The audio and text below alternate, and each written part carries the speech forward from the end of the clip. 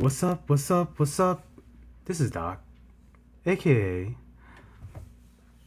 the Gunatic Fringe, aka Big Match John Sinigang, aka the legend, the Big Gun Killer, Randy Otap, aka 5 stars, Dave Seltzer, aka your host, and we are doing something special today, ladies and gentlemen, because joining me on this very special episode also is my partner. This is going to be a special State of Wrestling Hall of Fame edition. So you know who I have on State of Wrestling. It's always going to be Tio Turo. We got American numbers here. Hey, hey, hey. And of course, since we're covering the Hall of Fame, Wrestling Observer News Hall of Fame, we have someone, one half of the duo that runs the Wrestling News Observer Hall of Fame tracker account. You can find them on Blue Sky. You can find them on Twitter. You could find them, on your local Discord, or because the three of us are kind of talking a little bit earlier, and we kind of revealed we're all kind of old DVD-R heads. So let me introduce to the stage, making his debut here on the prescription, making his debut here on State of Wrestling. We have with us the illustrious, the magnificent, the man from a seasonal residence. We got here JML. Welcome to the building. Oh, thank you guys. Thank you guys. It's been a pleasure. Pleasure to join the program. Yeah. And And now, for our Spanish-speaking audience, bienvenidos al podcast con Doc, American Numbers y JML de las partes oscuras del Internet. Y ahora vamos a discutir el Salón de la Fama del Wrestling Observer. yes, and today we are discussing the Wrestling News Observer Hall of Fame Class 2025 ballot selections. And I'm gonna let these two guys kind of like go into what does this mean? What does the Wrestling Observer News Hall of Fame mean within, whether it be within this business, within the fan base, within, all the pundits. And I know what you do on your social media, JML, is people kind of send you their ballots before they get sent in, right? Or is that something like, I don't know. Well, with the ballots, a lot of the voters they will do it at either send me their ballot like directly before they send in the ballot, or they send it in at the same time, send it right after they send it to Dave. They'll cast their ballot. They'll send their ballot back in via email, or I mean, he's still accepting mail through the post office for the Hall of Fame Yes. vote. But um, yeah, like they'll cast their vote and they'll send it to our account, and we count it up for the public tracker. Because basically the public tracker, it's inspiration from the Baseball Hall of Fame public tracker, but like Brian Thibodeau and those guys, they do a phenomenal job tracking the ballots for the Baseball Writers Association, for their Hall of Fame. The thing about it is with us is that because the Wrestling Observer Newsletter Hall of Fame, it um, it resembles the Baseball Hall of Fame only to a point, because with the voter base, a lot of it is retired wrestlers or active wrestlers or active people that work inside of wrestling. So their vote is going to be guarded, and um, the most I'll ever get is an anonymous ballot from someone in the business. I'll probably never get someone who's active in the business with the public vote. It just won't happen. So a lot of those votes, you'll probably see when coming in. I mean, the most we've gotten. I mean, last year we got 71 votes, and that's a lot compared to when we started. But Yeah. um, compared to the voter fan base, the voter not fan base, but the voter base, I would say it's 440 of um, counting last year. We won't get that close to um, of the of the votes, so we could model it and project who would come in as an inductee. Not like those guys over the Baseball Hall of Fame. We can't do that. Most would probably get, I'm hoping, is half that. But for us to get a quarter, just to project that is phenomenal, just because of the secretive nature that is professional wrestling. Yeah. Yeah, I mean, to give a little more inside baseball background, it's as JML was saying, like the vote is based on, they've set it up based on kind of the Baseball Hall of Fame, and it's meant to be a way for people in the industry plus like writers or people who are around the business or people who have some knowledge as determined by Dave to kind of vote on people who should get in and should be represented in the Hall of Fame. Now, we'll talk about the rules a little bit later, but essentially it's kind of like baseball in the sense that, there's a group population, as JML mentioned, there's people in the business who are like not going to share or reveal their ballots, and there's people who are writers who do, kind of like same thing with baseball, they'll have a discussion, they'll publish their ballot, they'll talk about it. And essentially you have to get 60%. You have to get 60% to get in, 60% of the vote in your region to get in. It is divided by kind of region, or kind of the way to think about it, if you think about baseball, like by leagues. So like there's like historical US Canada, modern US US Canada, Mexico, Japan, and what am I forgetting? Oh, rest of the world. And forget rest of the world because everybody else seems to. And then like non-wrestlers who are like generally considered like their own thing and own separate thing. And as I mentioned, you have, once you get on the ballot, you have 15 chances or 15 years to get to, unless you're Adam Copeland, you have 15 chances to get to 60%. And if you fail to get to 60%, or you get less than 10%, you get voted off the ballot. You can be brought back within that 15 years and have another shot, but you generally go up or down, and then like you have to get to 60. If you hit your 15th year, you get one last shot, right? They say, hey, 15th year, you have a last shot. We'll talk. There's a guy on the ballot who's like that, who has a shot to get to 50. If he gets to 50, he can stay. But then he eventually, like next year, he gets like one more shot to like get to 60, and then he gets voted off, unless he gets brought back in another region. So if you were in modern, you can't get moved to historical. So it's kind of like going to the Veterans Committee in baseball, and you can kind of come in with that. And that's kind of like ballpark what it is. And like again, there's like a lot of little things like categories have changed over time. They will put people who are like, he had an initial class he put in, who he determined are people who just needed to be like guys who just didn't need to go to a vote, or guys who are kind of historical candidates, where like the probability people are going to vote for them is going to be kind of like minimal. And you can like people can talk to Dave and like suggest people do that. I forget I forget not Billy Ross. Like I have like one of the candidates, which was like the one of the guys from historical from like the Brits who set up I've suggested that guy as I forget his name right now, and it's Bill something. It's one of the Bills, and there's candidates like that. Like I'm thinking of Martin Carabazan was a guy like that, who I believe Martin was a big Argentinian wrestling guy. He was like this big show, and Dave basically just automatically inducted him because he figured that people wouldn't vote in, but he deserved to be in. And that's kind of the gist of it. Like we'll get into the details in each region because like if you have a ballot, Dave's picked you and said you have a ballot and you get to vote in any region you believe you have the knowledge, and then you get a certain number of votes in each region. Now you don't have to vote. You can be like baseball writers who like don't necessarily vote in a region, because if you leave a ballot blank, say if there's 6 votes in a region, I vote for 3, but essentially I'm kind of like hurting everybody else by not voting. But you do that because you want your candidates to get in, or you don't think anybody else is deserving, which can't happen certainly. And that's kind of like the ballpark. Is there? I mean, we'll go through that in a little more detail, but am I missing anything in particular here? No, I think you pretty much covered it. And as JML was saying, they do the tracker. If people like watch me, I will. And I was working on it beforehand. I do what he's suggesting, which is I try to model out from the public to get like an idea. There's some interesting things about is, from what I've seen on the tracker, they've been doing it for 4 years.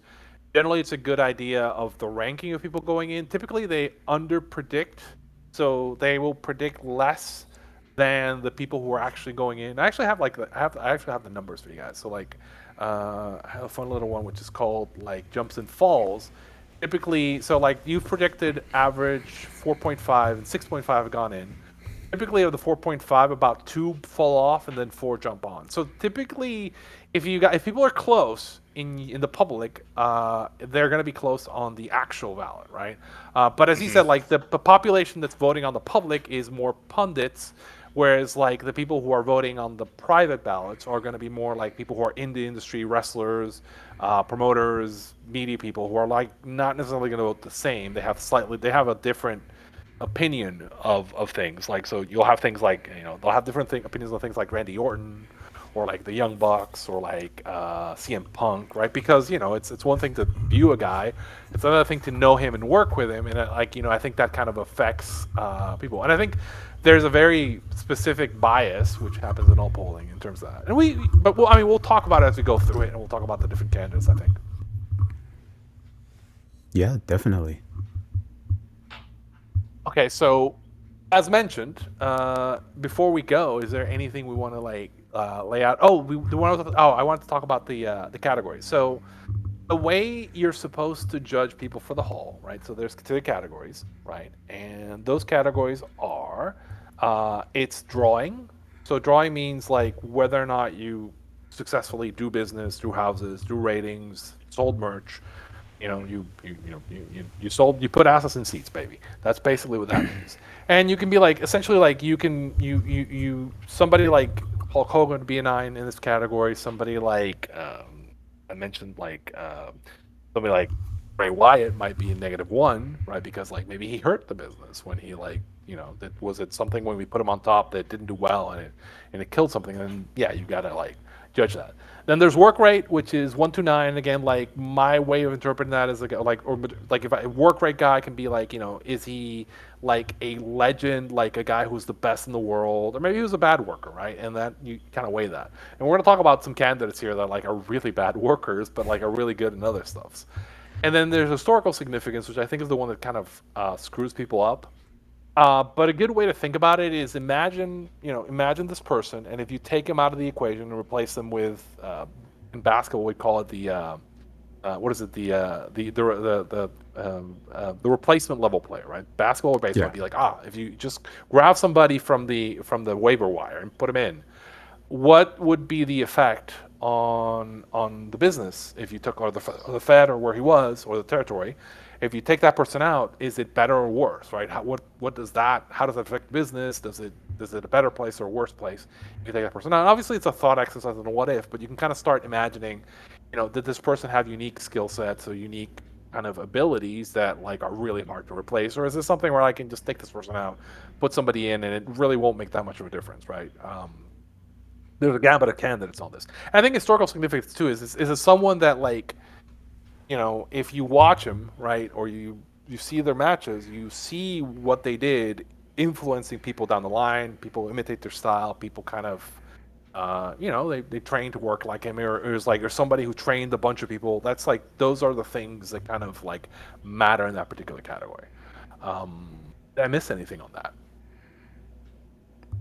I think you're pretty clear on that. No. Yeah. Okay, so what we agreed to do beforehand. So like what we're gonna do, guys, if people were listening to, so we're gonna go through the categories.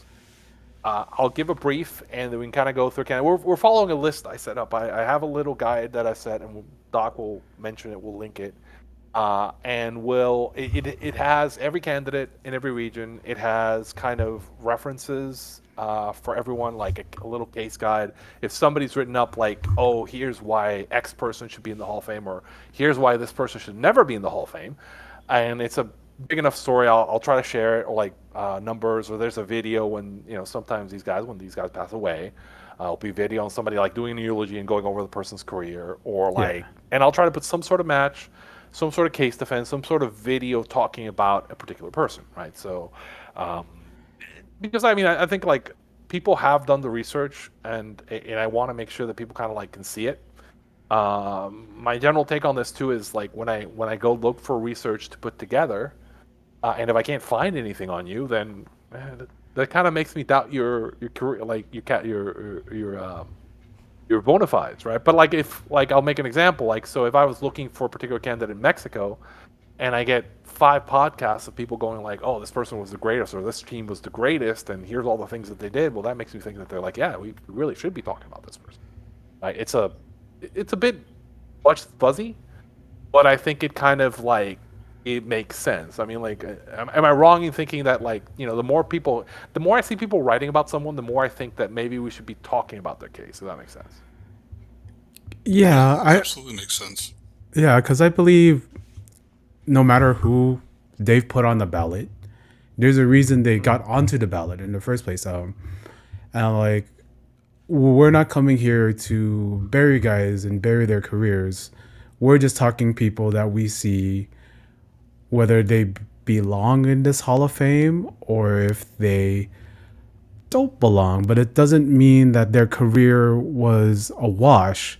It's just that there's criteria for these Hall of Fames, and that's where this discussion is leading. And I do want to say, for folks joining us on YouTube, and if you're listening to this on the podcast, I would say I'm going to link the YouTube because we're actually going through Arturo's spreadsheet, and he's going to be giving us a visual as we go through these lists. So go to the YouTube. And Doc will put it on the bottom so that if you, as I said, I have a lot of videos on this. So if you're interested in someone in particular, you want to see a match, you want to listen to like Latin Lover go off in Spanish and talk about some candidates from Mexico, go ahead. I'm like, there's some great Mascarita Sagrada stuff. We'll get into that. There's a bunch of really interesting stuff that you can find, and you can make yourself like more interested and more like I'll talk about some guys that I've discovered doing this exercise where I'm like, I didn't think I would ever like, but I'm like, oh god, this guy is so good. We'll get into that. And I think one thing, going to expand a little bit further on this, and there was a long conversation about a candidate who we'll talk about later. I'm not going to get into it now. But specifically, we wanted to put an end date on his candidacy, right? And there was a broad discussion. And I was like, oh no, this whole technical thing. And we were like, I said, look, here's the finality of it. Like, nobody's talking about this person right now, right? In there for forever, and nobody's talking about his candidacy, and it's like, what, we're going to leave him on for the next 15 years? Or are we going to say, look, let's end this particular chapter of his candidacy, give him that one final chance that Dave gives the person who's like reaching the end, and people will talk about it. People will write a case for or against, we'll have a conversation, we'll have a forum on whether he deserves to be in, and maybe he gets 50% of the vote, maybe he doesn't. But it puts a final point on it, right? After a certain amount of time. And again, like, the whole point to me of the ballot is to drive conversation and research and have people kind of like look into these things. If nothing is being driven, there's no point to you being on the ballot. Is that me being kind of, but I mean, I'm being kind of like, but I think like, look, if you're not generating interest in your candidacy, then I mean, it's fine if you fall off, right? Let somebody else be on the ballot. Yeah, sometimes wrestlers fail to really campaign for themselves. Because this is also, this is a campaigning thing if you really do want to get into it. Some wrestlers kind of value this thing. Some wrestlers really just kind of look at Cauliflower Alley as more of a, more or less something like that they'd rather be with. So like, and some wrestlers I know are voting on this, on this and campaigning behind the scenes too. So like it goes through. Okay, so candidates and regions, right? And I think logically we're going to start with historical, right? And that makes sense to everyone, if that makes sense to everyone. And again, we're talking about, essentially this means historical U.S. and Canada, so not Mexico, not rest of the world, not Japan, just historical in the U.S. and Canada. So like, in general, that means like they haven't wrestled in the past 30 years, right? So this is 30 years. Like we were having, and it's major. We were having a conversation around Bill Dundee around this, where like Bill Dundee is technically still working a major 30 years ago because he's working in Memphis, but it's very borderline. Next year he needs to move to historical, right? But this is like me getting into the technical like inside baseball conversation with like people who are like putting together and stuff. But essentially, like, so historical, we have only one new candidate in historical. So historical, we get 6 votes, right? So 6 votes. We'll go through. We'll start with the news. We'll start with people who got the most votes in previous years. and then we'll say whether we think they're a Hall of Famer or whether like they're borderline, they should be on the ballot, they shouldn't be on the ballot, and whatnot. Like whether they would have our vote. So the first person is Sweet Daddy Siki. He's he passed away. He is the only new candidate in historical. It's actually really interesting because he was a singer and like a minor celebrity, and he was also kind of like a wrestler, a good wrestler too. And again, he was a black wrestler in like an earlier era and kind of like really popular in some of like the era. So like he is kind of a trailblazer and a pioneer. So he's a really interesting figure. I don't know if he's a figure that I would vote for. I think I like, and again, this is not against Sweet Daddy Siki. It's just I kind of feel like there's more important people to get the vote in this region. If I had a vote, he trained Edge and Christian, right? Or am I mixing up with somebody else? Yeah, that sounds familiar. No, I mean, yeah, there's no argument that he's an influential figure and he's got like some historical significance. It's just like, again, what's gonna like, and people like this is gonna happen. Like we can like someone, but we can say like I don't know if he's necessarily he deserves to me. I would say like he deserves to be on the ballot. He deserves to be discussed. Yeah. I wouldn't vote for him yet. I'm like, here's the thing: I could get talked into voting for him if people kind of like write a convincing enough case. But right now, he's a no for me. Right? He's not a never. He's a not right now. Yeah. I kind of compare him because, he's in Canada, right?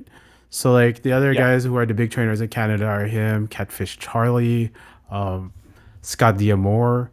But then, like, in a historical context, like, that's post-career. And when we're talking about his historical influence, I mean, we'll talk about it later, but like you'll include booking bona fides for people too. So I would, you have to count that. So I'm saying like he's definitely a guy who should be on the ballot and should be discussed. Definitely. But I haven't seen I don't have enough. Like he's not a historically great worker. He's not somebody who's a historically great draw. He's significant, but he's not super significant. So he'd be like, to me, he's like, if I'm rating him, he'd be like, he's like. He's on we were talking about this earlier. It's like he's like Sid Vicious to me, like in the sense that like he would be a guy like I would be like I'm fine having him on. I don't know that like you can talk me into voting for him ever. Yeah. What do you think? What do you think, JML? I have to do more research about Sweet Daddy Siki. I know the historical significance of him, but that's more of a. I have to do more research on him. So I hope he stays on the ballot. Like this is the kind of thing. Is like I hope he stays on the ballot, but like so that we can have a broader conversation about him. But like I would not be that. So I mean, like I don't want to short shrift the guy, but like I mean, like I said, like we have the day. Let's move on to the next one. We're going to talk about a big one now. We're going to talk about the Junkyard Dog. Dog has actually last year was his highest vote total. He got a 54. I'm a big time. I've defended him. I've made the case for him. I've pointed out the case for him. There's a lot of really good cases for Jay Whitey. Jay Whitey is really controversial because he got buried in the newsletters a lot. But he is a figure that he was a gigantic draw in a time where like no one like him was, and he was drawing at a national level behind Hogan. In the middle of like the he was drawing in the territories huge, and he was drawing in WWE. He was in the cartoon. He's like a big giant figure, and again also like a really important one. But like people kind of dig that he wasn't the best worker, and he was like a worse worker at the end of his career too. So controversial. He to me is like I talked about Ben Wallace in the before we got into this. Ben Wallace in the Basketball Hall of Fame. He's that kind of figure to me. Like I needed Ben Wallace to be in the Basketball Hall of Fame. I kind of feel like I need AYD in the Observer Hall of Fame. So he'd be a yes for me. He'd be like my first yes in historical. When I think of Junkyard Dog, I'm a little bit. I don't know how old you guys are. I think I'm a little bit younger than you, but. Yeah, he was in the cartoon. My whole thing with him was I think his later years in WCW and that one appearance he did in ECW. But you go back, right? As we all do, we all go back. We got on DVD. We watched that ladder match he had with Jake the Snake Roberts in Stampede. And then once I got the network, I was able to see a couple of programs he did. One of the big programs that he did was the Ted DiBiase program for Mid South. And to speak your point, they had sold out the Superdome for that match, right? Yeah, And that thing was like hot, that thing was like the hottest program, arguably the hottest program in the country, at like a boom period. So yeah, no, like his drawing bona fides are absolutely rock solid for Dog. Um, yeah, and like we're talking about historical significance. You talk to a lot of guys. I'm not sure. I think a lot of guys that are voting now were big fans or grew up in the '80s and were able to like kind of experience if they were like a little bit older, like in their maybe late 40s or 50s, they were able to see the Junkyard Dog programs in Mid South. But as we get a little bit younger, we're going to think we see him go into WWF, and as to speak your thing, he was the second big action figure. He was in the cartoon, and that's big. The cartoon was huge. I need people to know that the Hulk Hogan Rock and Wrestling cartoon was on CBS with Ninja Turtles, with Smurfs. It's kind of like Ghostbusters. It's kind of like on that level of like familiarity with that. I talked to a couple of guys who their but no, yeah, introduction to pro wrestling, and it's a huge deal. Junkyard Dog at that time. He I think he was doing the B towns, right? He was doing B towns on top. Yeah, Like I believe he was doing that. So, God, this makes me gonna make you sound old, but like people not familiar with it, like the way WWE used to work, is they would run A shows, which typically was headlined by the champ, and then B shows that was the Intercontinental or the number two babyface. So typically, Junkyard was doing the B Snuka. towns, and then they were doing Yeah. the C towns. In that era, they were doing so. It was I've done the research on this. So it was Hogan and then Dog, and then the third one was like the tag champs and one do Richter in that era. Hmm. And then Richter was gone, but and they were, I mean, like all of them were doing real. I mean, sometimes they were running D towns, which is like the really like this is like a couple times, which is then you're getting into uh, maybe the third baby face or something. That's only an occasional thing, but like that's kind of the way it works. So typically, if you were doing the B towns for WWE, you were a big freaking deal, right? You like Yeah. Wendy would sometimes get those, but like typically, um, it's kind of a way to think about it. Yeah. And JOID, and I talked to a bunch of guys, a bunch of like other pundits, who African American pundits from back, and he's a very important figure to that demographic within the African American community, because he was pretty much, when you watch pro wrestling, if your big thing is WWF, he's the first like major black wrestler in the 80s on WWF, and that's big for a lot of people. I know there was Bobo Brazil and all these other guys beforehand, but for the 80s kids, JYD was the black wrestler, the top black wrestler, this guy who had this charisma about him, and I think he's a draw. And I think that's also something that's significant as far as like him leaving that impression. And I know like sometimes we give a little bit more credence in that when we talk about guys having that cultural significance, but I think that kind of plays into it. And for like my vote, which my vote, if you were wondering, is a yes, because this man the sort of like was this large figure, this huge figure in pro wrestling for the community, and for just as a draw. It's just for me. I would just vote yes. It's funny that you mentioned, because if you're when you were talking about the Jake Roberts program, were you thinking of the Michael Hayes program where he got blinded? Because that's the one that's his biggest drawing show that he ever drew. Because I've been delving isn't into. that a is that a Oh is no, that a world? I remember that one. Is that a world class program? Or is like I remember like the fire? It's the fire. He gets blinded with the fire, right? Am I thinking That's about in it? Or that's in Mid South. Yeah, it's not, that's Freebirds. Michael confuses me because he went everywhere. And like Puerto Rico, we had the Mid South and the World Class and the local and then like TBS. Like Because we had like so many wrestling shows. It's kind of like insane. So I had was T it Michael Hayes everywhere. But yeah, I don't remember that program. was it like the yeah? Because that was when he was wearing the big sunglasses with his eyes.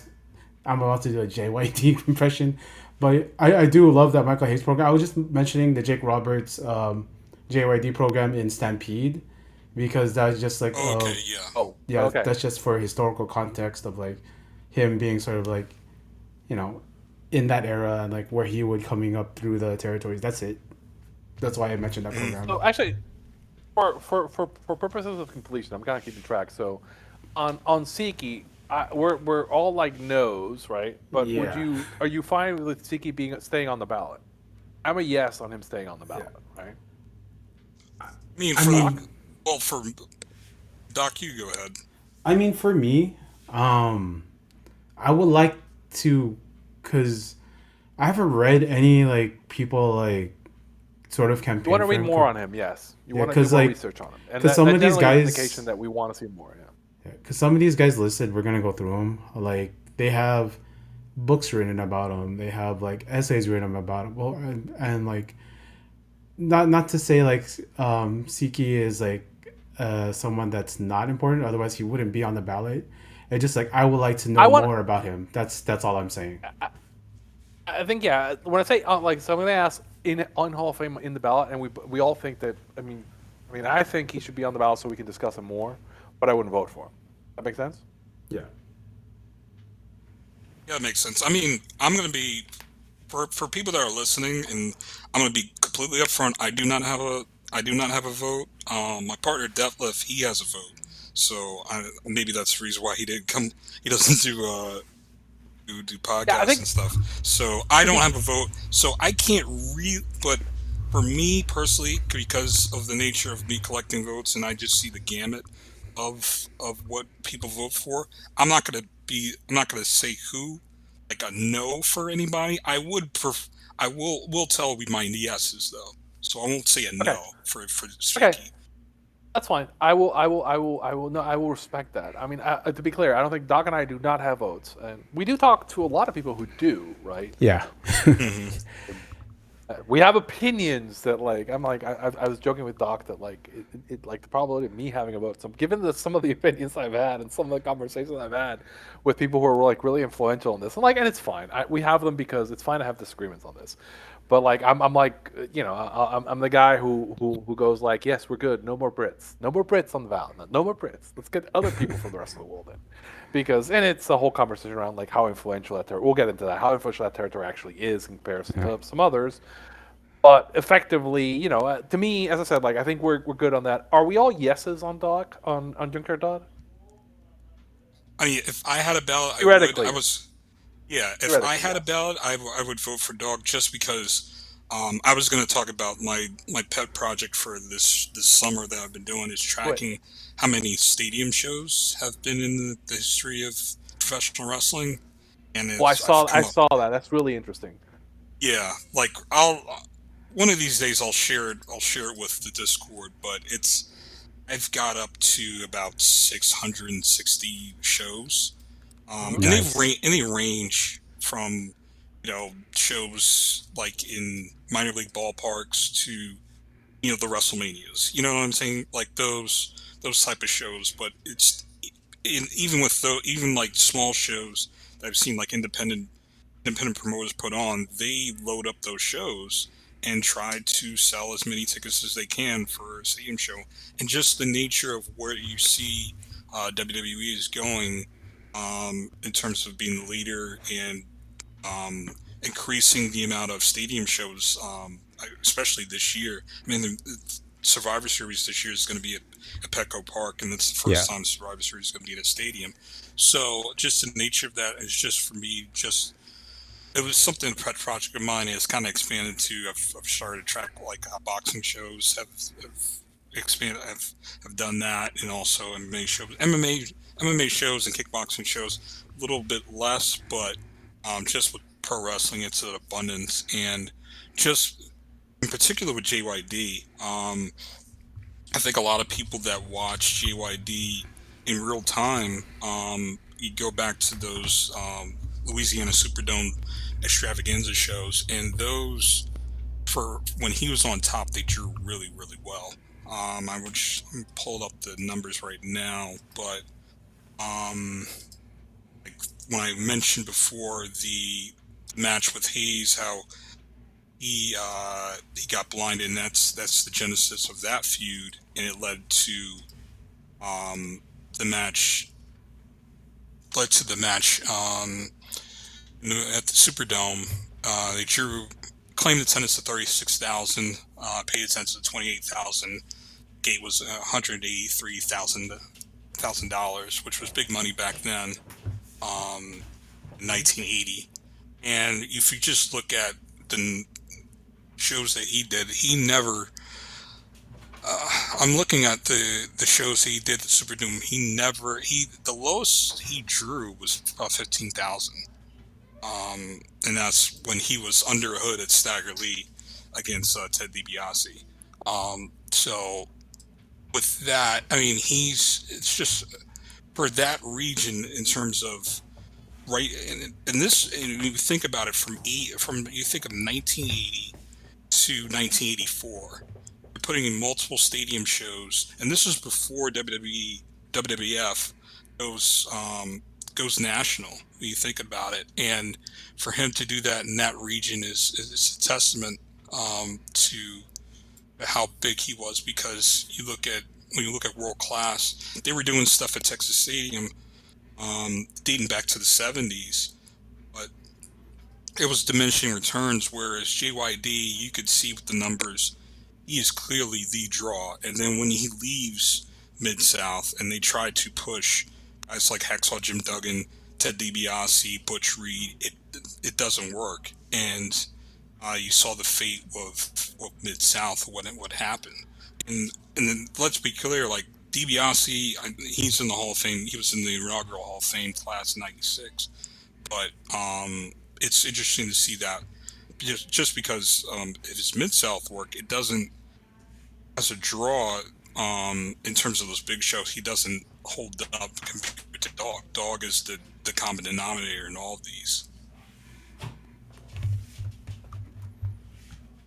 Yeah, man, that's that's incredible work you're doing with those stadium shows, man. That's and Yeah, because like like if I could run it down, 1980 does 28,000, 1981 and July 4th, 1981, and then the Orndorff Lights Out match, 18,000.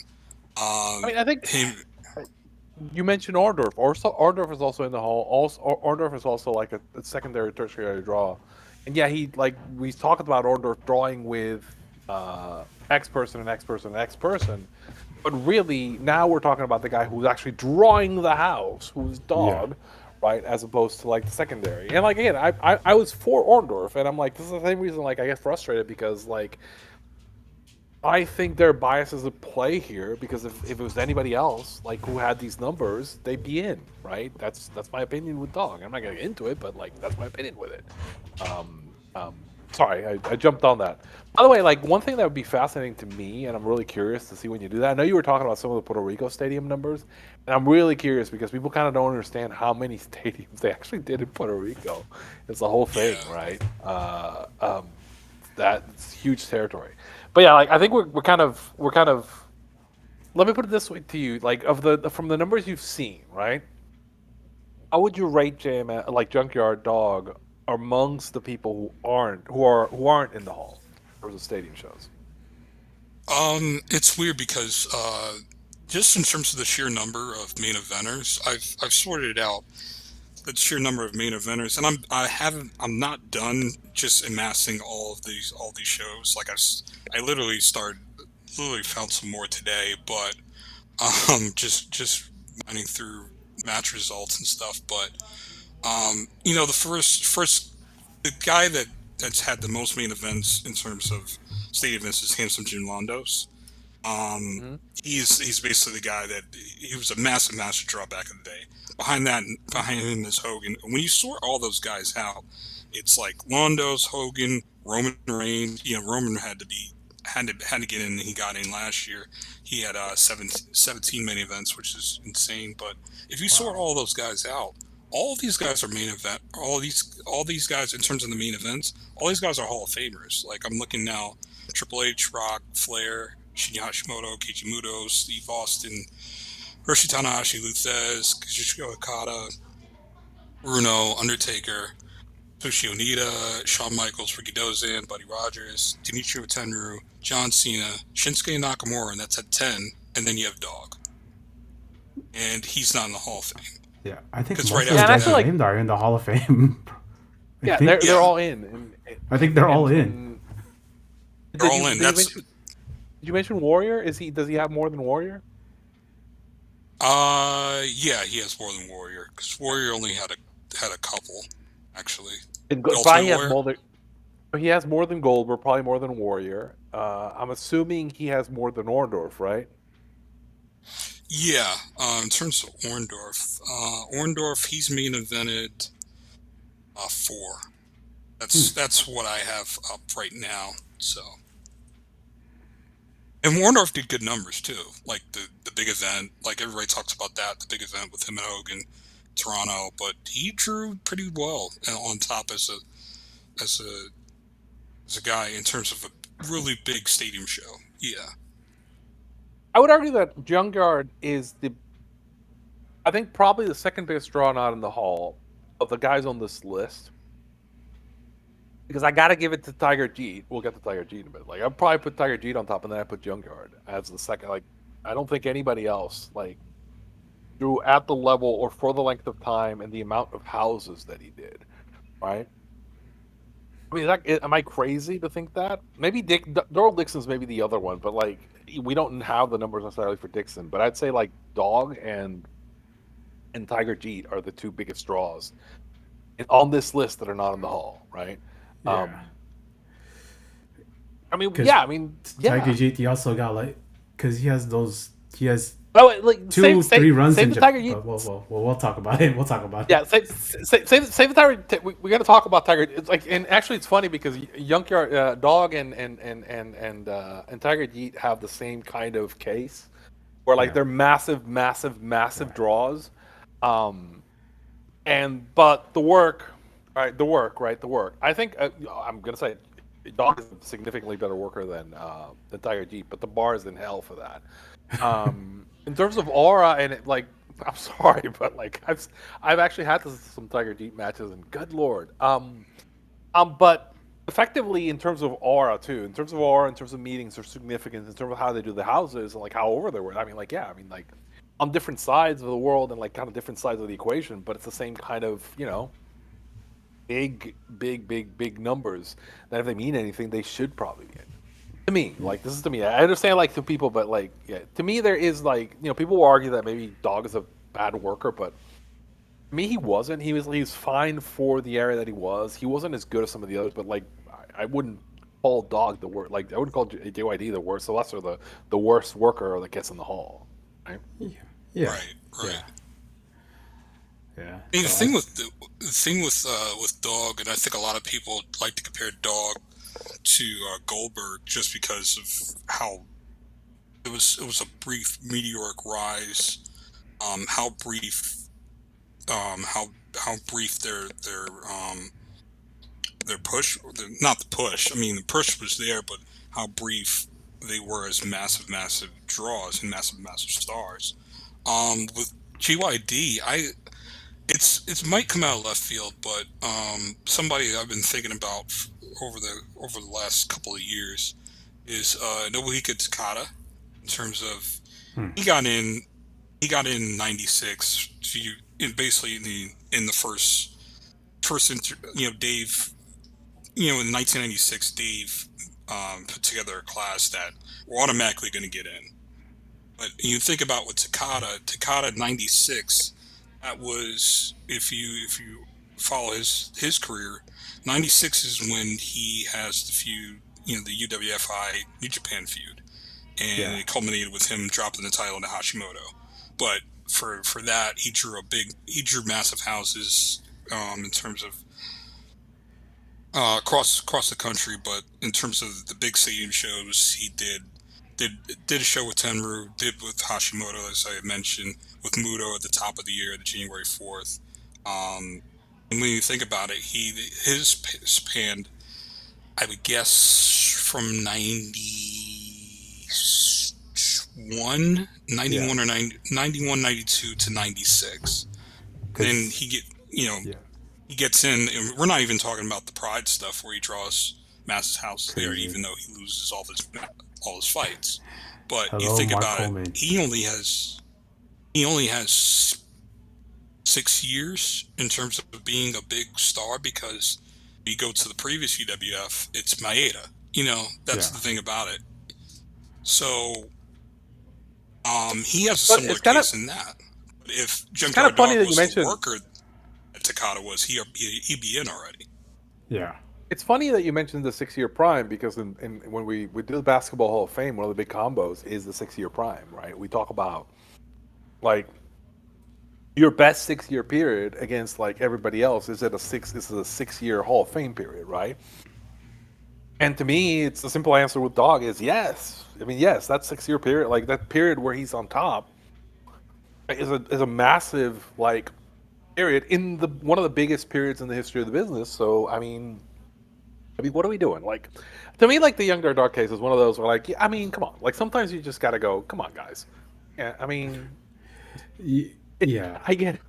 I, So are we I'm not. three saying yes on him, or Yeah, I think we're yes.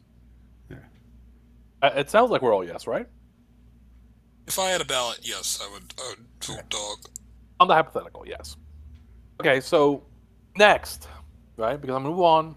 As I like, there's a lot of really good cases on Yard. I invite you people to like find them. I mentioned like I put some links. Dragon King Carl did a case. I know there's a couple of episodes or articles from Wages Voices of Wrestling.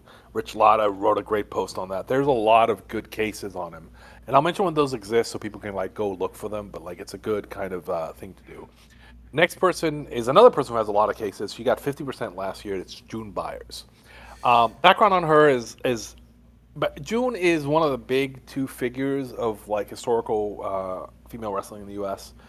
Her and Mildred Burks, but like kind of Burke kind of won the war a little bit in the historical. But as people are revisiting, like there's a lot of like data that shows that she was as big a star and really a significant kind of draw. That like she was drawing on top. She was like everywhere. There's like a lot of really good articles on her. I I know that like we're going to talk a little more, but like I would be a yes on her, and it's a very simple yes. I've read some of these cases. I might like look it up, but to me, she's a very clear kind of like historical, foundational, important figure in the history of wrestling, right? To me, so it's a very simple yes to me. yeah. She was she was very evident in establishing women's pro wrestling during that era. It was her and Mildred Burke at the time as the two top stars. Mm-hmm. I'm not gonna get into the personal stuff, but like without June, doesn't the scene doesn't like really become anything.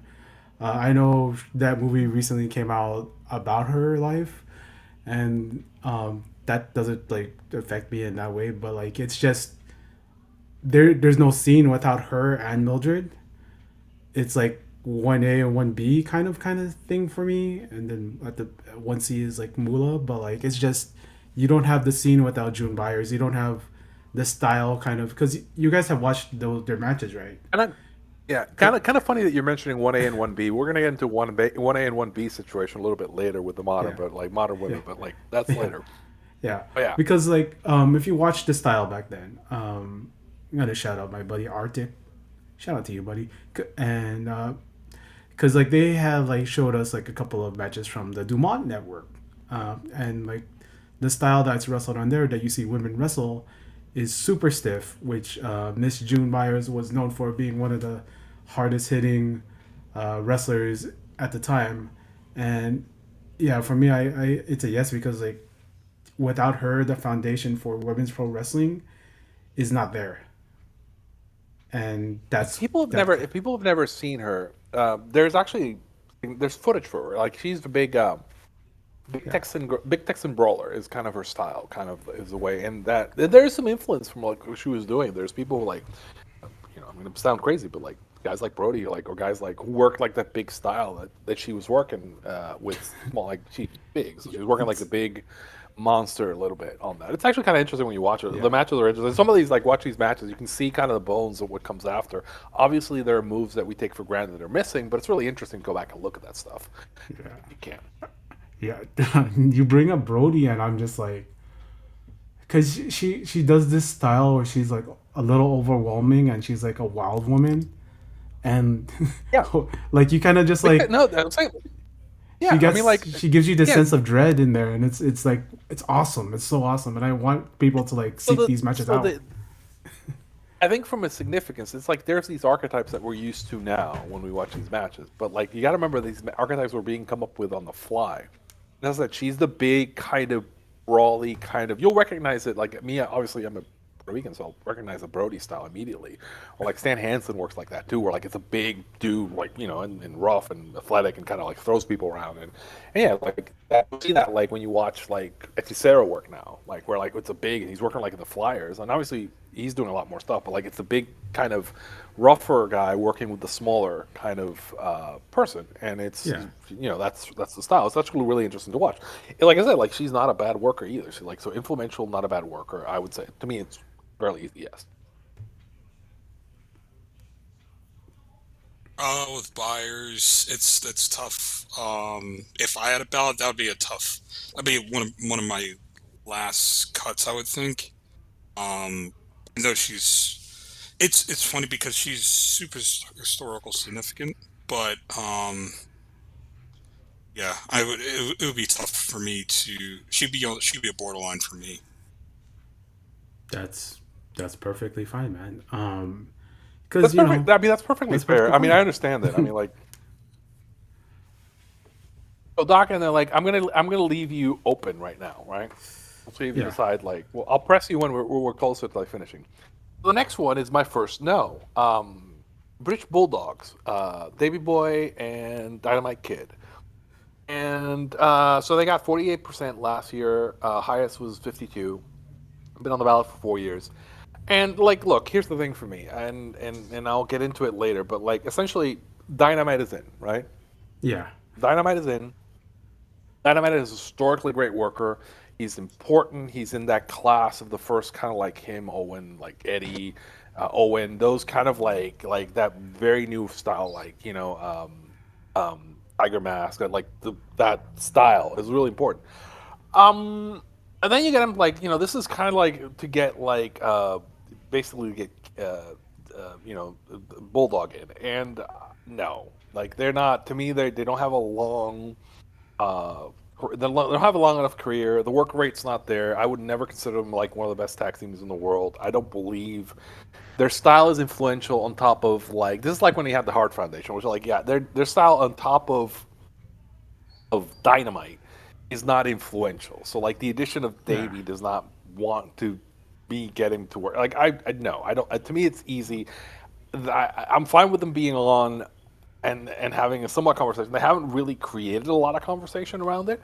I know Alan on has talked about it on Twitter, and that's one of the links that I had. Like basically, like where like, but it's I would not consider them somebody that like defined a style or like made something different. Like to me, it's a very easy no. Like and also like again, I'm of the opinion, and this is my bias, that I think there's enough Brits relative to the strength of the territory compared to other areas, and they're not a priority for me, right? Like, sorry, like fans, like, but I think there's way more than enough relative to like other areas. And as I said, Dynamite's already in, and I'm good. I'm good with Davy Boy not being in the Hall. It's not the Hall. It's the Hall of Fame, not the Hall of pretty good, or even good, right? That's yeah, a little bit mean, but like it's like it's nothing. Like I was a big Bulldogs. I liked the Bulldogs when I was a kid. I loved to watch them, but I never thought like I'm watching something that's like groundbreaking. I'm not going back and going like, oh wow, these matches. It's not like me going back and watching Misawa and going like, holy crap. Watching like Benoit or watching like Eddie or watching like there's a lot of people I'll go back and watch in that era that I'm like, oh wow, this is great, but not the Bulldogs, right? yeah. I Um, mean, Go ahead. it's tough for me because I personally I probably like the Bulldogs more than you do in terms of their work. The only thing is that if you look at the landscape of the WWF back in the '80s, I mean, they were working against the Dream Team.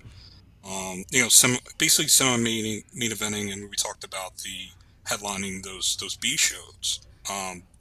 With the Dream Team, Greg Valentine and Bruce Beefcake, but also the Hart Foundation. So you have those teams, but at the same time, you have so many other tag teams in the '80s in terms of just in Crockett alone. Rock and Roll Express, Midnight Express, Tully and Arn. There's so many other tag teams um, Youngblood and Steamboat. that you think Youngblood and Steamboat in the early '80s, but also um, there's a, I'm blanking, but there's other tag teams, and you think about it, like I personally like the Bulldogs, but it would be tough for me to they would even maybe case. I would have to think about it a lot more in Look, terms of the drawing. I'd it like took their the work. Go it ahead, took the Arturo. midnight. It took the Midnights and the Rock and Roll Express more than 10 years to get in both cases. Hmm. The Midnight Express and the Rock and Roll Express. Tully and Arn aren't in, right? And as I said, Dynamite is already in. Like, I have no impetus or drive to spend. If I like had a theoretical battle, I would not spend it here because there are better candidates, there are better tag teams in front of them, and then judging by how the Hall treats like tag teams, like they're not. To me, they're not somebody who's in a mission, right? As I said, if Dynamite wasn't in, that would be a completely different story, right? Yeah. Because this was my Correct. chance Yeah. to vote for Dynamite Kid, but Dynamite Kid is already in the Hall. I don't need to spend the year. I get what people are voting for it, but like to me, it's not something that kind of is required. I Yeah. I mean, it's weird because Dave's put on Davy Boy by himself. In '98, he got 10% of the belt, 10% of the less than 10% of the vote. And in 2006, got less than 10% of the vote. So I think with Dave, he's trying to put in. I mean, and it's Davy Boy's best shot to get in terms of bunching him with the tag teams. I mean, I've liked Davy Boy by himself. I personally like him, just like his work. If I put on random Raw from that era, from the late '95 era, the New Generation era, it's probably going to watch Davy Boy or Owen or Brett. They were really good workers, and has a lot of replay value from that time. But in terms of a tag team, in terms of the historical significance of them, I find it hard. I'm sorry with you more and more just talking about it, Arturo, just thinking about it, just because I of the mean, tag teams this of is the '80s. it's who is in, who's out, and is it something where I'm going like, okay, like if I take like again, I'm only taking basically I'd be like saying, oh, if I take uh Davy Boy out, like is that I'm like it doesn't really impact things that much, right? As I said, Dynamite's already in, so it's kind of it becomes the thing where I'm like, it's nice that they're trying to get him in, but like, we'll talk about it a little bit later. There's in Mexico. There's one particular, there's a tag team in Mexico that's similar to that, where like one of the guys is already in, right? Hmm. And the other guy isn't.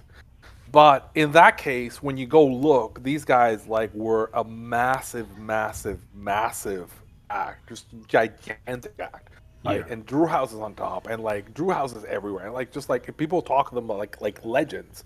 Whereas like I mean like the Bulldogs are a nice little tag team, right? But like people talk about Dynamite, but they don't recite like they don't talk about the Bulldogs like that, right? I As I mean, said, it's the when you, Hall of Fame.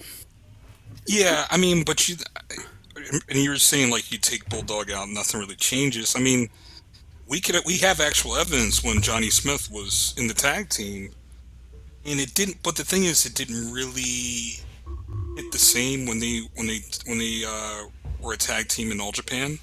I mean, kind of had to have Bulldog there, so that's a plus on that board. You can't really take Bulldog out. They are the British Bulldogs. You put in Johnny Smith, they're not really that tag team. And Yeah, I mean, by '89, Dynamite was shot.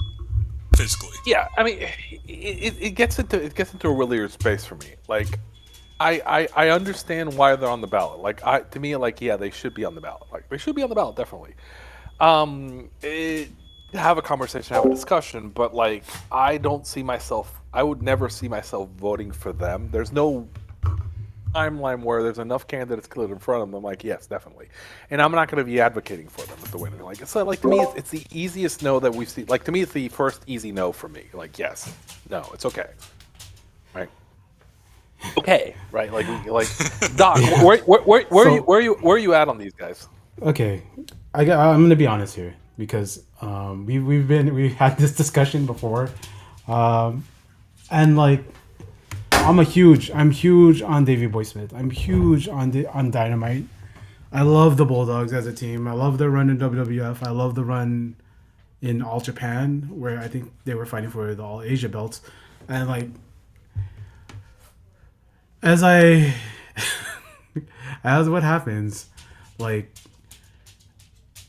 you think about the more influential tag teams of the 80s. We talked about them, Midnight's, Rock and Roll, even like, Demolition.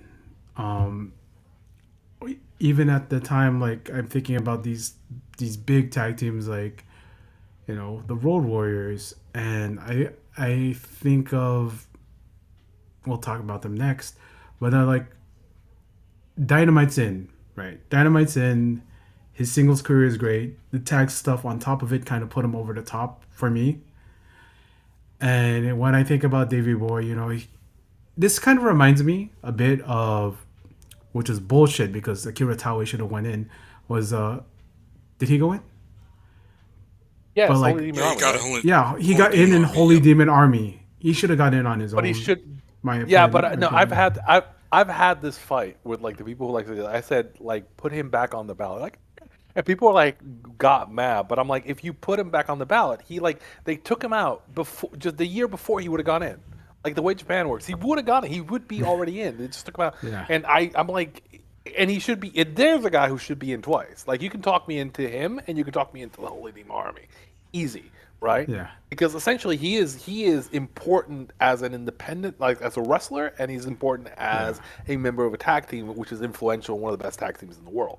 Yeah. And Bulldog isn't that, right? So I'm like, I'm not like, I can't bring I can't bring myself in comparison to that. Yeah.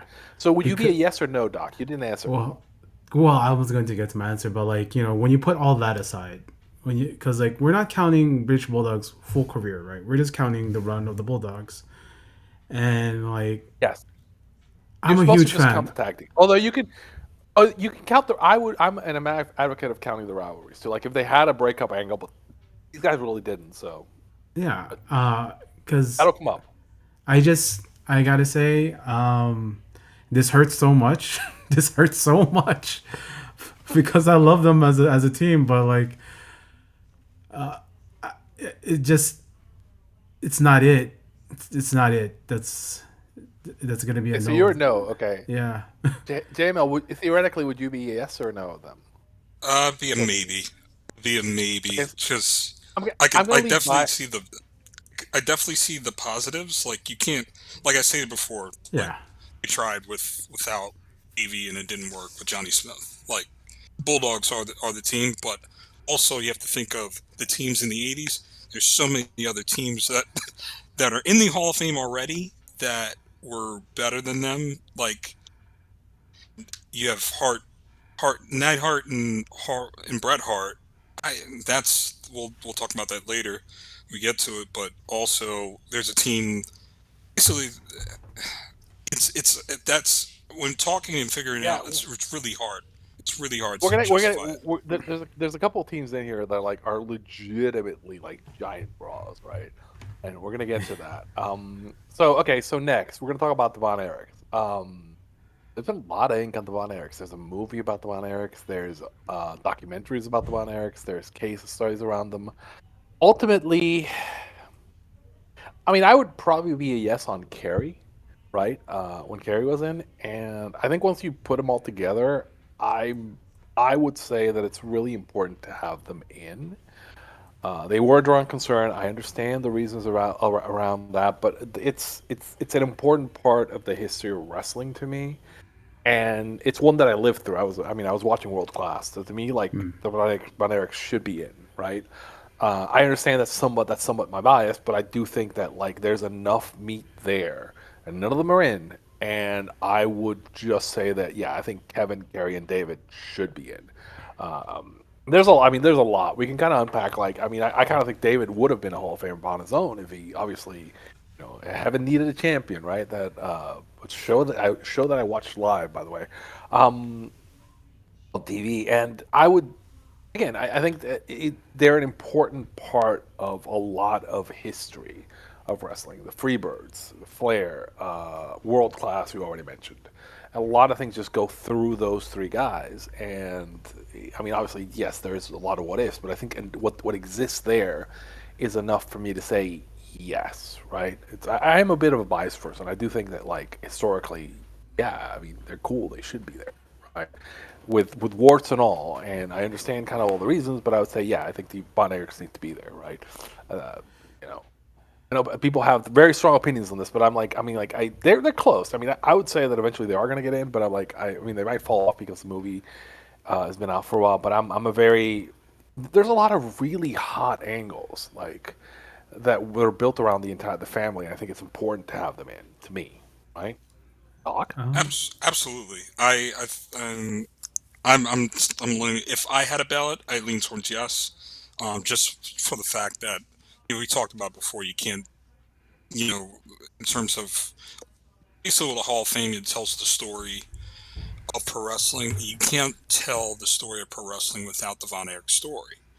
And I've always thought, even before I started tracking the public ballots, I've always looked at the ballots throughout the years. I've seen Kerry; he struggled on the ballot. I've seen Kevin. Kevin didn't last that long. I always thought if you put Kevin, Kerry, and David together, they'd have a fighting chance. And Dave finally did that recently. And I think I'm with you, Arturo. I think they'll get him, but to me, it's just too much of a historical significance. Fritz is in, obviously. He's a Hall of Fame promoter and wrestler, big draw. But um, that family is an integral part of pro wrestling history. And if you don't mention the Von Erichs in terms of telling the story of pro wrestling, um, I have to question you. To me, I think they are. What happened in World Class is something that everybody needs to know if you're a wrestling fan. yeah, because a lot of the theme for this is, would the history of pro wrestling be the same without this act or this wrestler, right? And to your point, there's been stories, documentaries like this. This is a now sort of a widely known curse, right? The curse of the Von Erichs. And when you have that sort of, whether it be notoriety or infamy in some cases, it's just like you can't really tell the story of pro wrestling without the Von Erichs. And for Fritz, his boys were his biggest drawing act for the company. These three boys in particular in this trios, and we talk about the feud with the Freebirds. They've had other feuds, but like you really cannot tell the story of pro wrestling without them. And I gotta say, like, it's leaning towards yes. I think And I I think think there. One of the things that they kind of gets forgotten about this era is like there was a lot of these territories died in that era because of the big oil recession that hit like around I forget 89, 90. So some of that is like they get dinged I think because the territory kind of died, but I think a lot of that like happened to Watts and happened to a couple other people where like it wasn't necessarily some of it was a downturn in the business, but it was compounded by the fact that it hit with like people just didn't have money to go to shows, right? So that killed the houses, right?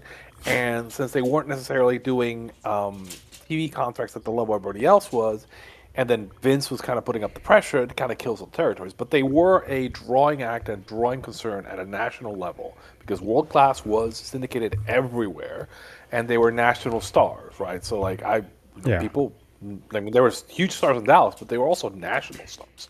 So I think like from a objective drawing perspective, an objective star power perspective, I think kind of they're there. I mean, I think again, like some of that is because like I mean, David would have been NWA champ, and there's a lot of reason to think that like Vince wanted to get behind Kerry, but obviously Kerry had his like he lost his foot and the whole thing where like it just, I mean it just again snake bit, but like the talent and potential was there.